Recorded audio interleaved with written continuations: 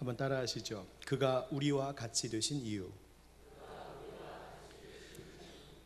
오늘은 본문 가운데 17절 상반절에 그러므로 그가 범사의 형제들과 같이 되심이 마땅하도다 라고 하는 구절의 표현과 같이 그가 곧 예수 그리스도께서 우리와 같이 되신 이유라고 하는 제목의 말씀으로 하나님의 말씀을 전하도록 하겠습니다. 19세기 찬송 작사자이자 시인이었던 세실 프란시스 알렉산더는 이렇게 말했습니다. 예수님께서는 텅 빈 세상의 황금 가게와 관련된 예배로부터 우리를 불러내십니다. 우리를 붙들고 있는 각 우상들로부터 불러내셔서 그리스도인들이여 나를 더 사랑하라 그렇게 말씀하십니다. 세실은 우리의 잘못된 예배를 텅 빈 세상의 황금 가게와 관련된 것이라고 표현했습니다. 텅 빈 세상의 황금 가게, 겉으로 보기에는 번쩍이는 황금으로 치장되어 있어서 대단한 가게 같은데 정작 그 안에 들어가 보면 아무것도 없는 텅 빈 가게, 그런 가게라면 여러분은 어떠시겠습니까? 더욱이 지금 당장 먹지 못하면, 지금 당장 물을 마시지 못하면 죽게 될 텐데, 그래서 찾아가 들어간 가게가 정말 겉모양만 번지르르한 황금 가게이고 그 안에 정작 먹을 것은 하나도 없다면 그 황금으로 치장된 것들이 무슨 소용이 있겠습니까? 우리는 오늘 하나님께 예배드리러 왔습니다. 그런데 만약 예배를 드리면서도 우리의 중심이 여전히 세상의 것, 세상적인 이 속을 따지는 것에 매여 있다면 우리는 텅 빈 황금 가게 같은 예배를 드리고 있을 뿐입니다. 생명이 살아날 일이 없다는 말입니다. 예배의 자리에 내가 앉아 있으면서도 여전히 세상의 힘과 돈과 권력과 명예, 내 자랑, 내 욕심, 내 계획, 내 육신의 편안함과 즐거움, 이런 것들에 매여 있다면 그것들은 우리를 붙들고 있는 우상들이 되는 것이요, 그 우상들에게 매여 있는 한 우리의 드리는 예배는 아무런 의미가 없다는 말입니다. 그래서 세실의 이 말은 그런 우상들을 끊어버리고 그것들로부터 주님께서 우리를 불러내시는 그 구원의 은혜에 대하여 다시 기억하게 합니다. 주님이 우리에게 원하시는 것이 무엇인지를 알게 합니다. 그것은 그리스도인들이여 나를 더 사랑하라 하시는 것입니다. 바로 주님께서 우리에게 원하시는 것은 다른 그 어떤 것이 아닌 그리스도인들이여, 하나님의 자녀들이여 나를 더 사랑하라 하는 것입니다. 이 세상의 다른 무엇보다 나를 더 사랑하느냐, 돈으로, 세상의 권력으로 안 되는 것이 없다고 하는 이 세상에서 너는 세상의 물질보다, 세상의 권력보다 나를 더 사랑하느냐. 요즘 구속영장이 청구되었다는 유명해진 어느 한 목사님이 계십니다. 정치적인 입장과 이견들에 대해서는 뭐라 달리 말할 것이 아니지만 적어도 예배를 드리고 인도하면서 개인적으로든 교회적으로든 그 중심이 물질, 돈에 대한 욕망에 불타오르고 있었다면 그 순간의 예배가 과연 하나님께 참으로 드려지는 예배였는가라고 하는 점에서는 그도 우리 스스로도 늘 깊이 성찰해 보아야 할 일입니다. 주님께서 우리 가운데 원하시는 것은 세상의 우상들을 끊어버리고 그분을 더 사랑하는 것입니다. 예배 가운데 우리가 회복되어야 할 것은 다름이 아닌 그분을 더 사랑하게 되는 일입니다. 오늘 2019년 마지막 주일 이 예배 가운데 주님께서 우리에게 물으시는 것이 있다면 그것은 다른 어떤 것이 아닌 네가 나를 사랑하느냐. 예수님께서 베드로에게 물으셨던 바로 그 질문입니다. 작년보다 올해 너는 나를 더 사랑하며 살아왔느냐? 어제보다 오늘 너는 나를 더 사랑하느냐? 올해보다 내년, 다가오는 2020년 더 사랑하겠노라고 다짐하고 있느냐? 주님은 모든 것에 충분하시고 풍요로우시고 부족함이 없으신 하나님이시지만 언제나 우리의 그분을 향한 사랑에 대하여서는 늘 배고파하시는 분이십니다. 왜냐하면 그만큼 우리를 사랑하시기 때문입니다. 사랑하는 성도 여러분, 오늘 말씀을 통해 우리에게 정말 주님을 사랑하는 그 마음이 더욱 커져가는 예배가 되기를 주의 이름으로 축복합니다. 여러분, 하나님을 사랑한다는 것은 전인적으로 사랑하는 것을 의미합니다. 지적으로도 하나님이 얼마나 나를 사랑하고 계신지 그분의 사랑의 마음에 내 마음을 동의하고 깨달아 더 풍성히 그분을 알아가는 것, 하나님 사랑하는 것이요. 감정적으로도 하나님을 향한 내 사랑의 마음이 점점 뜨거워져 찬양하지 않고는 견딜 수 없는 그 마음을 갖는 것, 하나님 사랑하는 것이요. 그리고 의지적으로도 하나님을 사랑하는 자다운 삶의 행동들이 뒤따르면서 그러한 삶으로 하나님 앞에 내가 하나님 사랑합니다 고백하는 것, 그것이 하나님을 사랑하는 것입니다. 오늘 말씀을 통해 바로 그와 같은 변화와 은혜가 우리 가운데 있기를 축복합니다. 여러분, 오늘 말씀 통해서 주님이 우리에게 들려주시는 그 뜻을 알기 위해서는 각 구절과 각 말의 의미들에 대하여 다시 한번 풀어 이해해 볼 필요가 있겠습니다.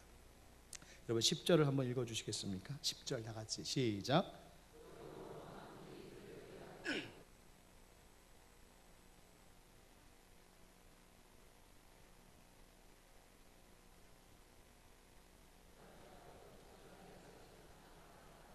아멘. 10절에서 만물이 그를 위하고 또한 그로 말미암은 이라는 말이 있습니다. 말이 조금 어렵습니다. 이 말은 무엇이냐면 모든 만물이 그를 위하여 존재하고 모든 만물이 그분으로부터 시작되었다 하는 뜻입니다. 모든 만물의 시작 곧 근원이 바로 그분에게서부터요 존재하고 있는 지금도 바로 그분 때문에 가능하다는 겁니다. 여기서 그 만물의 근원이 되고 모든 것이 가능하도록 하시는 그분이 누구실까요? 바로 하나님이십니다. 창조주 하나님. 그래서 다른 번역에서는 이 말씀을 어떻게 번역했냐면 하나님께서는 만물을 창조하시고 만물을 보존하시는 분이십니다 라고 그렇게 번역했습니다. 마치 창세기 1장의 말씀을 듣고 있는 것과 같습니다. 바로 그 하나님께서 많은 아들들 곧 하나님의 자녀들을 말하는 것인데 그 하나님의 자녀들을 영광에 들어가도록 이끄신답니다. 여기서의 영광은 하나님의 나라를 의미합니다. 그러니까 사람들이 그들의 죄로 인하여서 하나님의 나라 영광으로부터 멀어져 있었는데 만물의 근원이요 모든 것이 있게 하시는 그 창조의 근원 되시는 하나님께서 그 하나님의 자녀들을 다시 하나님 나라 영광으로 이끌어 드리도록 인도하신답니다. 그러면 어떻게 죄인들이었던 사람들이 하나님의 자녀로서 하나님 나라 영광으로 다시 들어가게 되는 소위 구원을 얻게 되었을까요? 바로 10절 하반절에 노란 글씨로 제가 표시해둔 바로 저 말 때문입니다. 한번 따라 하실까요? 구원의 창시자. 여기서 구원의 창시자라고 하는 이 창시자라고 하는 말의 뜻은 개척자 혹은 우두머리, 지도자, 선구자 이런 뜻입니다. 그 시작이 되는 자라는 뜻입니다. 즉 우리를 구원으로 이끄시는 지도자, 우리를 구원으로 이끄시는 개척자, 우리를 구원으로 이끄시는 지도자, 그 예수 그리스도를 가리키는 것이죠. 만물의 근원이신 하나님께서 죄인들을 구원하시려고 구원의 창시자, 구원의 시작, 구원의 안내자 되신 예수 그리스도를 십자가 위에서 고난받아 죽어가게 하시고 그 고난을 통하여 온전하게 하셨다. 즉 구원을 온전케 하셨다라는 뜻입니다. 예수님께서 십자가상에서 운명하시기 직전에 마지막으로 그분이 하신 말씀이 있습니다. 뭐라고 하셨을까요? 다 이루었다. 바로 그 다 이루었다라고 하는 그 말과 동일한 말이 온전하게 하신다라고 하는 말입니다. 즉 우리를 구원으로 이끄시는 하나님의 그 구원의 은혜가 온전히 다 이루어졌다. 그리고 히브리서 기자는 말하기를 그것이 합당하도다라고 말합니다. 하나님께서 그렇게 죄인들을 구원하시려고 그의 독생자 예수님을 보내주셔서 그 구원을 완성시키시는 일은 하나님에게 있어서 합당하다, 마땅한 일이다. 왜? 하나님은 그렇게 우리를 사랑하시는 분이시기 때문이라는 겁니다. 바로 하나님의 그 구원을 찬양하고 있는 말씀이 이 10절의 말씀이죠. 사랑하는 형제자매 여러분, 바로 이 10절의 말씀이 바로 우리들, 바로 나를 위해 하나님께서 행하신 일이라는 것을 여러분 믿으십니까? 내가 만물의 근원 되신 하나님께서 예수 그리스도를 보내주심으로 그분의 십자가의 죽으심 때문에 내가 오늘 구원 얻게 되었다는 사실을 여러분 인정하십니까?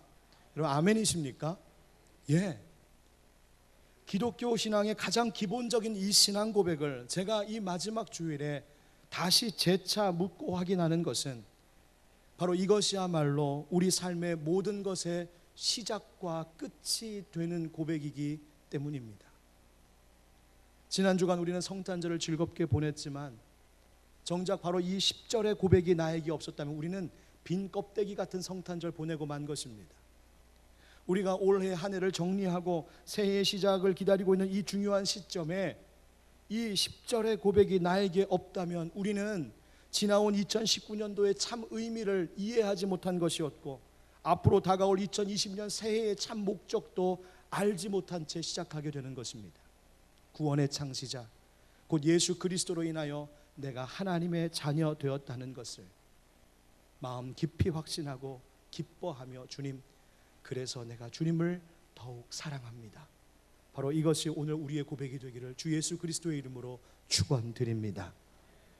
자, 그런데 그렇게 하나님의 은혜로 구원받은 우리의 삶인데 지난 한 해 여러분 어떻게 살아오셨습니까? 후회 없는 삶을 살겠다고 수없이 다짐했는데 돌아보면 한 번도 후회 없던 시간이 없었던 것 같습니다. 우리 믿는 사람들에게는 뭐 세상적으로 어떤 업적을 이루고 어떤 성과를 내었는가가 제일 되는 의미는 아니기 때문에 그러한 것들은 뒤로 미뤄두고라도 무엇보다도 우리는 과연 지난 한 해 동안 얼마나 하나님의 그 구원의 은혜를 받은 자녀답게 하나님 앞에서 의미 있는 삶을 살았는지, 하나님과 동행하는 삶을 살았는지 우리는 돌아봐야 합니다. 오늘 주보의 지면을 통하여서도 제가 목회 서신으로 하나님과의 동행을 묵상하며 떠오른 단상을 짧게 적어 놓았습니다만 에녹은 365년의 생을 살면서 하나님과 늘 동행했다 성경이 말합니다. 노아는 하나님과 동행함으로 당대의 의인이고 완전한 자라 일컬어졌다고 성경이 말하고 있습니다. 과연 나는 얼마나 하나님과 동행하는 지난 한 해를 살아왔을까요? 예수님을 3번 부인했던 베드로가 홀로 슬피 울면서 부끄러워 고개도 들지 못했던 그 처참한 심정이 이 연말 이 앞에 있는 이 목사의 심정만은 아닌 것 아닐까요? 윤동주 시인이 그의 서시에서 하늘을 우러러 한 점 부끄러움이 없기를 그토록 바랬던 것처럼 내가 그렇게 감히 티 하나 흠 하나 없는 삶을 살겠노라고 희망했던 것도 아니지만 적어도 예수님이 내게 주신 삶의 작은 터에서 얻게 하신 그 소산으로 오병이어의 시작이 되었던 어린아이의 손에 들려있던 그 작은 도시락과 같이 내 삶의 작은 열매를 주님 손에 드리고 싶었는데 돌아보니 그마저도 드릴 것이 없는 것 같아서 이 마음엔 또다시 후회가 미련이. 예수님께서 복음을 전할 70명의 사람들을 따로 세워 각 동네와 각 지역으로 둘씩 보내셨을 때에 그들이 전도의 여정을 마치고 돌아오면서 기뻐 외쳤습니다. 주님, 주님의 이름으로 외치면 귀신들도 우리에게 항복하더이다. 예수님께서도 그래 사탄이 하늘로부터 번개같이 떨어지는 것을 내가 보았노라 하셨다는데 과연 나는 나의 지난 1년은 주님 보시면 뭐라고 할까? 주님 보시면 기뻐하실까? 마음의 부끄러움과 죄송함이 오늘도 이 마지막 주일에 사무치기만 합니다. 요즘은 이런 것이 없어졌지만 여러분 옛날 학창시절에 우리 수미양가로 성적 평가하고 통지표 받아왔던 것 여러분 기억하십니까? 우수수. 여러분 이 정도 되면 의기양양 통지표를 깃발처럼 흔들면서 아마 집에 들어왔을 겁니다. 엄마 아빠. 그런데 그렇지가 않을 때는 어떠셨는지요? 양양가 그러다가 너무 한 과목에 치중한 나머지 체육만 미. 엄마에게 보일 부끄러운 통지표 들고 집에 들어가지도 못하고 대문 앞에서 머뭇 주저하다가 다시 빈 놀이터에 가서 시간 때우고, 오늘 어떻게 집에 들어가지? 엄마한테 혼나면 어떻게 하지? 그렇게 괴로워했던 어린 시절은 없으셨습니까? 당시 수우미양가가 사실은 빼어날 수, 뛰어날 우, 아름다울 미, 좋을 양, 좋을 가, 다 좋다는 한자 뜻이었는데 어린아이가 그 뜻을 알 리도 없었고, 안다 한들 엄마 나 산수 가, 좋을 가, 좋대, 그렇게 말할 수도 없었을 그 부끄러움, 그 죄송함. 어쩌면 지난 1년을 살아온 우리의 뒷모습이 꼭 그 심정이 아닐런지요. 떨어진 성적 통지표 들고 있는 어린아이같이 올해도 속절없이 지나가는 것이 야속한 마음에 그 세월의 끄트머리를 자꾸만 붙들어 두고 싶은 마음, 그것이 앞에 서 있는 목사의 마음입니다. 10여 년 전 젊은이들의 인기가요 중에 12월 32일이라고 하는 제목의 노래가 있었습니다.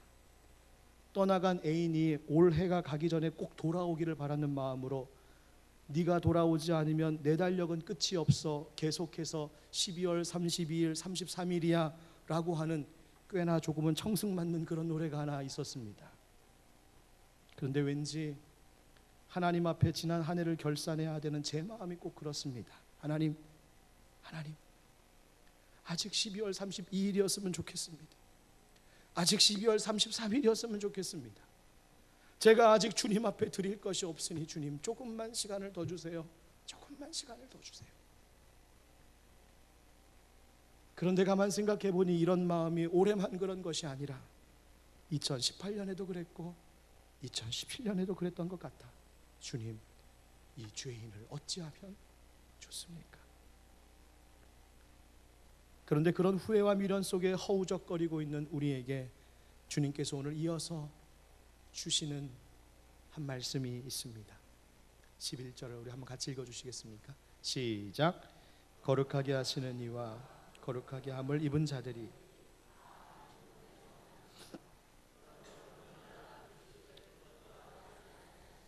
아멘. 여기서 거룩하게 하시는 이는 예수 그리스도를, 거룩하게 함을 입은 자들이란 바로 예수 그리스도 십자가 은혜로 구원받은 성도들을 의미합니다. 그런데 예수 그리스도와 그로 인하여 구원받은 성도들 우리들이 다 한 근원에서 난지라라고 말하고 있습니다. 한 뿌리에서 났다. 여러분, 이 말을 오해하면 안 됩니다. 우리가 예수님과 동급이다라는 뜻이 아닙니다. 그렇게 생각하면 이단됩니다.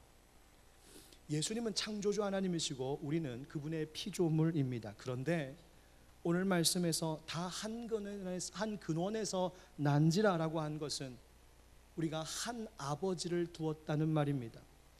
하나님의 아들이신 예수 그리스도와 하나님의 자녀된 우리들의 그 시작, 그 근원이 동일하다는 것이죠. 중요한 것은 11절 하반절의 말씀입니다. 그래서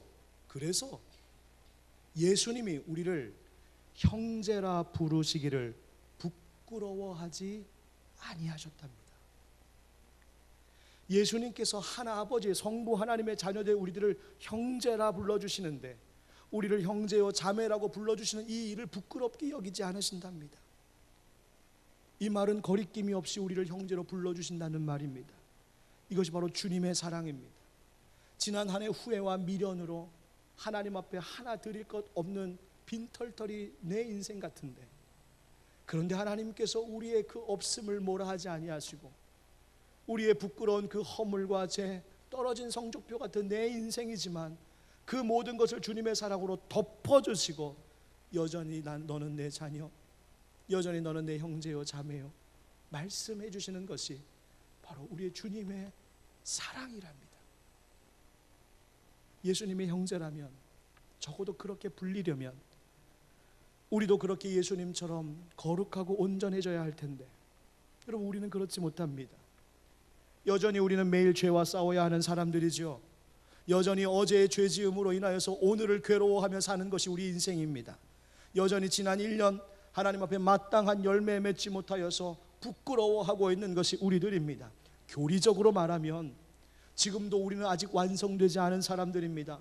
여전히 성화의 길을 가야 하는 아직 도중에 있는 사람들입니다. 그런데 마치 주님께서는 우리가 이미 다 완성된 것인 양, 우리가 이미 다 온전하게 된 사람들인 것처럼 우리를 형제라 부르기를 부끄러워하지 않으신답니다. 여전히 부족한 우리들인데 말입니다. 왜 그럴까요? 오늘 12절 말씀이 이렇습니다. 함께 12절 13절 읽겠습니다. 시작. 이르시되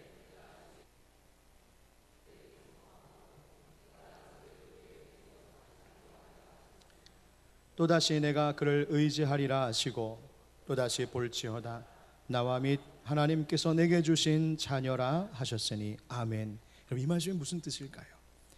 사실 이 말씀은 구약의 말씀들을 인용한 구절들입니다. 먼저 히브리서 기자는 시편 22편 22절을 인용하고 있습니다. 고난 중에 있던 다윗이 노래하였었습니다. 내가 주의 이름을 형제에게 선포하고 회중 가운데에서 주를 찬송하리이다. 고난 중에 있었던 이 다윗이, 그렇지만 부르짖고 기도할 때에 응답하시는 하나님께서 나를 구원하신다는 것을 믿고 알았기 때문에, 그래서 자기의 형제들에게 자랑한다는 겁니다. 주님의 이름을 내가 선포합니다. 주님의 이름을 자랑합니다. 찬송합니다. 나는 당신을 믿습니다. 그런데 오늘 히브리서 기자는 이 말씀을, 이 다윗의 고백을 예수 그리스도의 선언으로 인용하여서 이렇게 말하는 겁니다. 이들이 다 내 형제들입니다. 이들이 다 내 자매들입니다. 부족하고 연약하고 실패와 미련과 후회도 많은 인생들이지만 내 형제, 내 자매들입니다. 마찬가지로 13절의 말씀도 이사야서 8장의 말씀을 인용한 말씀인데, 그 뜻이 무엇이냐면 또다시 내가 그를 의지하리라. 주님께서 우리를 다시 의지하신다. 주님께서 우리를 다시 신뢰하고 믿어주신다는 말입니다. 왜요? 왜 그래야 합니까? 주님 말씀하시기를 저들은 하늘 아버지께서, 하나님께서 내게 주신 자녀이기 때문에, 비록 부족하고 연약하지만 하나님이 내게 주신 자녀들이기 때문에 나는 저들을 여전히 신뢰하고 여전히 다시 소망을 걸고 내 형제, 내 자매라고 부르시겠다는 것입니다. 정리하면 무슨 뜻인가요? 우리는 우리 자신의 모습에 대해 늘 생각하기를 하나님 부끄럽습니다. 아직 부족하고요. 후회할 게 너무 많습니다. 하지만 주님께서는 아니다. 사랑하는 내 형제들, 내 자매들아, 하나님 아버지께서 너희를 내게 주셨으니 너희들이 아직은 부족하고 연약하고 허물도 많지만 나는 다시 너희들을 믿는다. 지난 한 해 너희의 삶이 어떠했을지라도 다가오는 2020년 너에게 나는 소망을 둔다. 왜냐하면 하나님 아버지께서 내게 붙여주신 하나님의 자녀들이기 때문이다. 옛날 성적표 이야기 다시 한번 해보겠습니다. 떨어진 성적, 엄마에게 보여주기 부끄러운 성적표를 가지고 대문 앞에서 서성거리다가 놀이터를 갑니다. 아무도 없는 놀이터에 그네에 걸터 앉아서 어린 아들이 한숨을 푹 쉬죠. 어휴, 엄마한테 혼나면 어떡하지? 그렇게 시간이 흐릅니다. 엄마는 아들이 돌아올 시간이 되었는데도 아직 오지 않는 것을 보면서 벌써 눈치를 챕니다. 엄마가 그날 아들이 성적표를 받아오는 날이라는 걸 알았을까요? 몰랐을까요? 아셨죠. 왜 아들이 학교 시간이 지났는데도 들어오지 않고 있는지를 아실까요? 모르실까요? 여러분, 엄마는 다 압니다. 집에 돌아오지 않는 아들 찾아 놀이터를 가봅니다. 아니나 다를까 아들은 아무도 없는 놀이터 혼자 그네에 앉아 고개를 푹 숙이고 있습니다. 오른손에는 부끄러운 그 성적표가 들려있는 모양입니다. 엄마가 다가가 아들아 라고 부르자 아들이 깜짝 놀랍니다.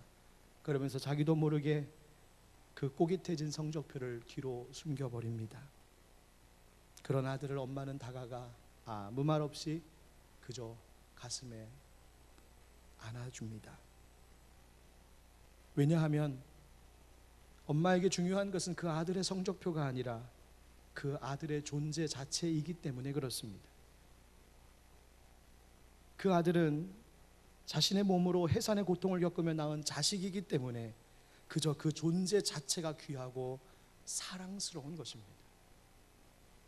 여러분 기억하십시오. 주님이 우리를 그렇게 받아주십니다.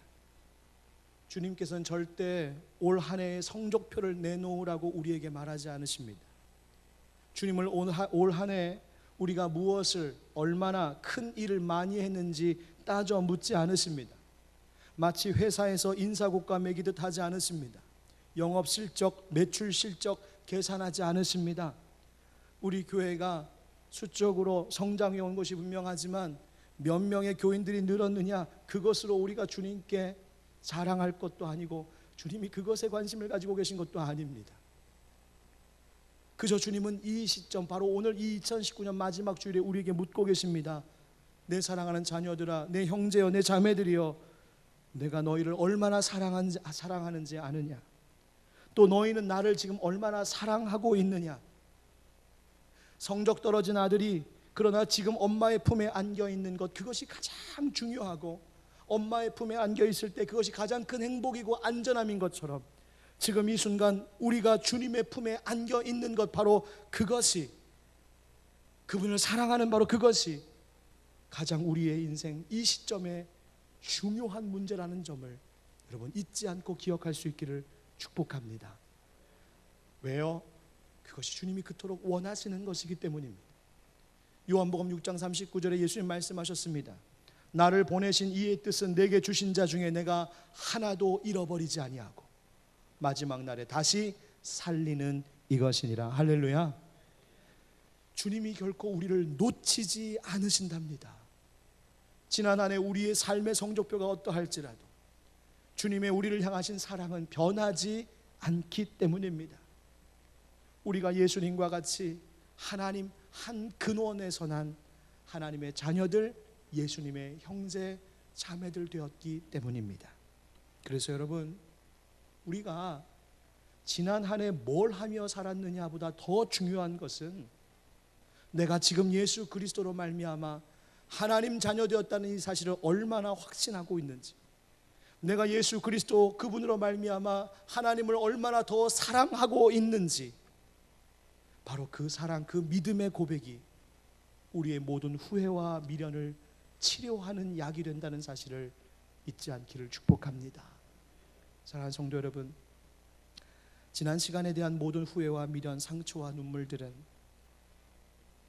그저 떨어진 성적표로 울상이 된 아들을 가슴에 꼭 안아주는 엄마와 같이 내 모습 이대로를 받아주시는 주님의 끝없는 사랑으로만 치료될 수 있는 것들입니다.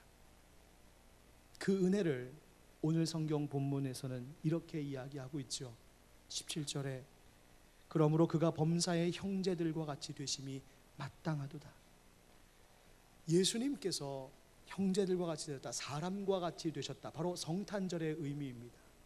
예수님이 땅에 오신 그 이유들이 있답니다. 그 첫 번째 한번 따라해 보실까요? 모든 죄를 사하시기 위해서입니다.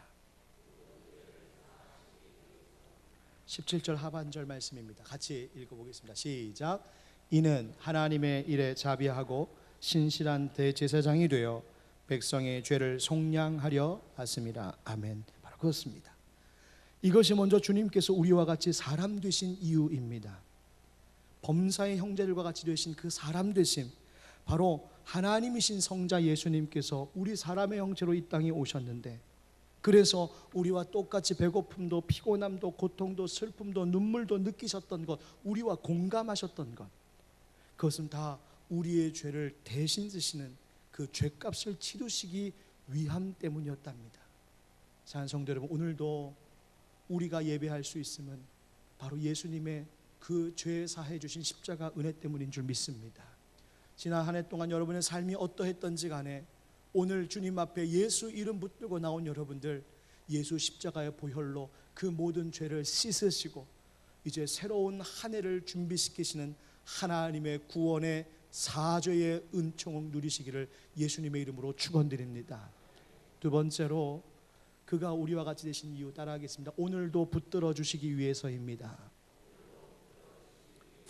15절 말씀에 또 죽기를 무서워함으로 한평생 매어 종노릇하는 모든 자들을 놓아주려 하심이니, 즉 죄의 사망의 종노릇하는 자들을 해방시키신다는 뜻이에요.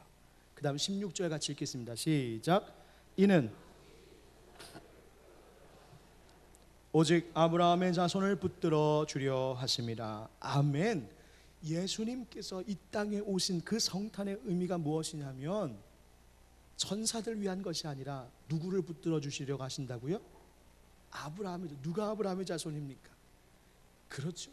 예수님 말씀하셨습니다. 참 이스라엘은, 즉 아브라함의 자손은 혈육 육신으로 생기는 것이 아니라 바로 예수 그리스도를 믿는 자들이 아브라함의 참 자손들이요, 바로 오늘 성경은 그 예수 믿는 자들을 붙들어 주시기 위하여 이 땅에 오셨다고 말씀하십니다. 사랑하는 성도 여러분, 여전히 우리는 불안한 삶을 살아갑니다. 정치적으로도 불안하고, 경제적으로 사회적으로 불안하고, 우리의 건강도 불안하고, 미래도 불안하고, 삶의 형편들이 불안하기 짝이 없습니다. 그러나 우리가 염려하지 않고 두려워하지 않을 것은 우리를 붙들어 주시기 위하여 이 땅에 오신 우리 예수님 때문입니다. 오늘도 이 새로운 한 해를 준비하고 있는 이 시점에 나를 든든히 붙잡아 주고 계시는 우리 주님의 손을 우리도 꼭 붙잡을 수 있는 하나님의 자녀를 되시길 축복합니다. 세 번째, 주님이 오신 이유가 여기 있습니다. 내일도 도우시기 위해서입니다. 우리 18절 다 같이 읽겠습니다. 시작. 그가 시험을 받아 고난을 당하셨은즉 시험 받는 자들을 능히 도우실 수 있느니라. 아멘. 여러분, 시험을 받는다고 합니까? 시험 자체가 없다 합니까? 시험 받는다 합니다. 고난도 있습니다. 여러분, 어쩌면 우리는 새해에도 여전히 고난받을 일들, 인생의 어려운 일들을 보게 될 것입니다. 여기서 능히 도우신다라고 하는 이 말의 뜻이 무엇이냐면, 어린아이가 으앙 하고 올 때 그 우는 소리를 듣고 급히 달려가는 모습을 이야기합니다. 위험에 처한 사람이 살려주세요 라고 할 때 그 소리를 듣고 급히 달려가는 모습이 바로 저 도우시다라고 하는 말에 담겨있는 의미입니다. 여러분, 우리는 어쩌면 내년에도 아파 누워있는 어린아이의 울음소리와 같이 울고 있을지 모릅니다. 어쩌면 우리의 인생 가운데 위험한 일이 닥쳐서 살려주세요, 도와주세요 비명소리가 나오는 시간들이 혹 있을지도 모르겠습니다. 그러나 여러분, 염려하지 마십시오. 그 소리를 듣고 급히 달려오시는 분이 계시니 우리를 능히 도우실 수 있는 살아계신 주님이십니다. 그 주님이 우리를 도우실 수 있다 합니다. 그러므로 여러분, 우리의 인생 가운데 매 순간마다 주님이 우리의 소리를 들으실 수 있게 해야 됩니다. 하늘 보좌에 내가 주님을 필요로 한다는 사실이 들려지게 해야 됩니다. 하나님, 내가 내년 2020년을 살아가는 매 순간마다 주님 도움 없이는 안 됩니다라고 하는 나의 이 기도 소리가 하나님 보좌에 상달되어야 합니다. 히브리서 4장 15절 16절에 이야기하기를, 우리에게 있는 대제사장은 우리의 연약함을 동정하지 못하실 이가 아니요 우리 모든 일에 우리와 똑같이 시험을 받으신 이로되 죄는 없으시니라. 그러므로 우리는 긍휼하심을 받고 때를 따라 돕는 은혜를 얻기 위하여, 때를 따라 돕는 은혜를 얻기 위하여 은혜의 보좌 앞에 담대히 나아갈 것이니라. 아멘.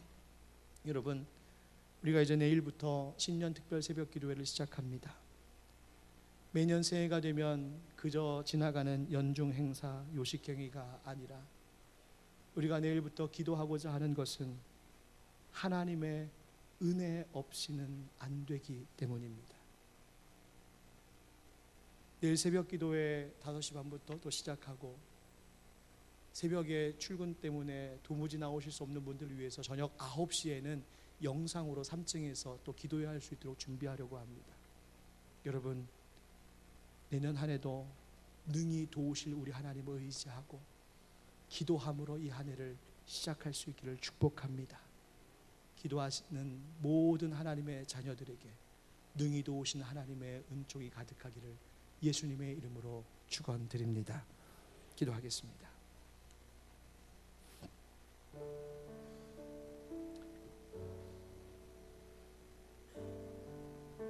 이 시간 함께 기도하겠습니다. 여러분, 우리 지난 한 해 어떠한 삶을 살아왔는지요? 떨어진 성적표를 쥐고 대문 앞에서 머뭇거리고 있는 어린 아들과 같이 하나님 앞에 부끄러워, 하나님 죄송합니다, 어떻게 하면 좋나요? 그렇게 후회하고 아쉬워하고 있는 분들은 혹시 안 계십니까? 그러나 여러분, 염려하지 마십시오. 주님은 여전히 우리를 형제라 부르기에 부끄러워하지 않으신다 하십니다. 주님이 그 모든 것을 주의 사랑으로 덮어주신다 하십니다. 다만 이 순간 우리에게 참된 고백이 있어야 됩니다. 하나님 사랑합니다. 올 한 해 시작할 때보다 지금 내가 하나님 더 사랑하고, 지금보다 내일 하나님 더 사랑할 것이고, 올해보다 내년 하나님 더 사랑하겠습니다. 하나님 그 사랑으로 우리를 새롭게 하여 주시옵소서. 우리 오늘 말씀 붙들고 우리를 붙드시고 능히 도우신 하나님 앞에 기도하며 나아가겠습니다. 함께 기도하겠습니다. 은혜가 풍성하신 아버지 하나님, 감사합니다. 오 하나님, 도우시옵소서. 주님의 은혜로 우리가 살아가기를 원합니다. 부족합니다. 연약합니다. 하나님, 우리에게 허물이 있습니다. 그러나 그 모든 허물과 아픔들을 하나님 다 덮으시고 사랑하시는 주님, 내가 오직 예수 그리스도로 인하여 구원하다 하나님의 자녀 되었음을 알고 그 하나님의 자녀 되었음을 기뻐하고 그 사랑이 더욱더 커져감으로 하나님의 영광이 되게 하여 주옵소서.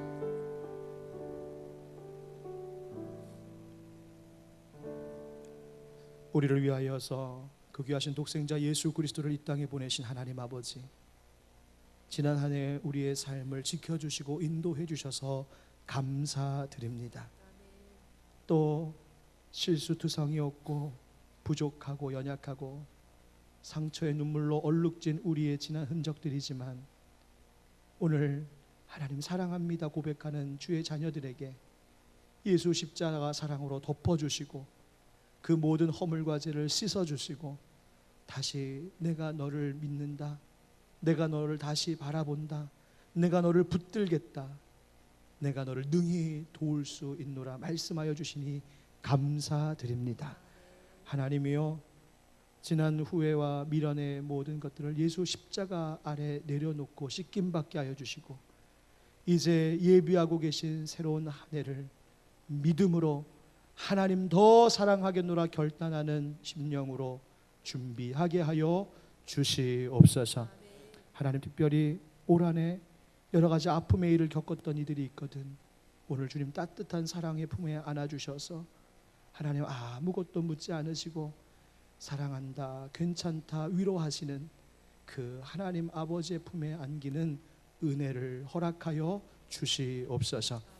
하나님, 오늘도 예배드립니다. 우리의 마음의 소원에 응답하신 하나님, 우리의 삶을 통하 영광 받아주시고 하나님 곳곳마다 주의 뜻을 이루어가는 하나님의 일꾼들이 되게 하여 주옵소서. 예수님의 이름으로 기도하옵나이다. 아멘. 우리 다 같이 일어나서 올 한 해의 우리 주제 찬양이었던 먼저 그 나라와 의를 구하라, 우리 힘차게 박수치면서 찬양하겠습니다. 할렐루야.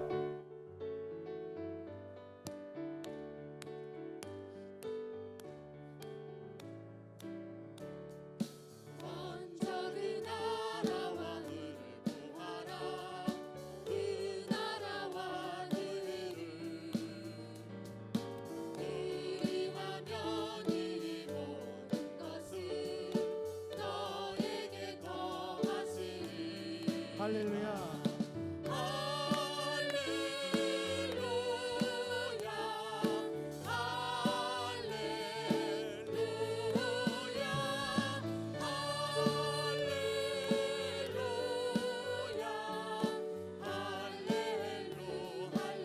사람이 떡으로만 살 것 아니요 하나님 말씀으로 그리하면 이 모든 것을 너에게 더하시리라. 구하라, 그리하면 구하라, 그에게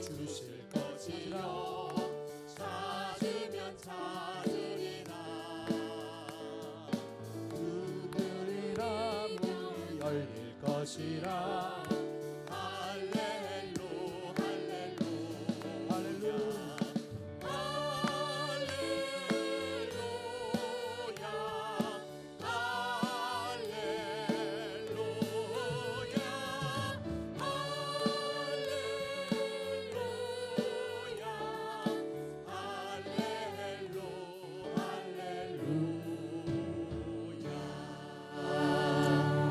축도하겠습니다. 지금은 우리 주 예수 그리스도의 은혜와 하나님 아버지의 그 끝이 없는 사랑과 성령의 교통하심과 또 역사하심이 하나님 더 사랑합니다. 올해보다 내년 하나님 더 사랑하며 살겠습니다. 마음에 다짐하고 또 결단하는 모든 주의 백성들 위해 저들의 가정과 또 일터와 교회와 우리가 살아가는 이 고양시 일산 지역 가운데 사랑하는 이 나라 이 민족 위에 특별히 추워져가는 이때에 아픔과 어려움 속에 외로워하고 있을지 모를 우리의 연약한 이웃들 위해 이제부터 영원까지 함께 하시기를 간절히 축원하옵나이다. 아멘.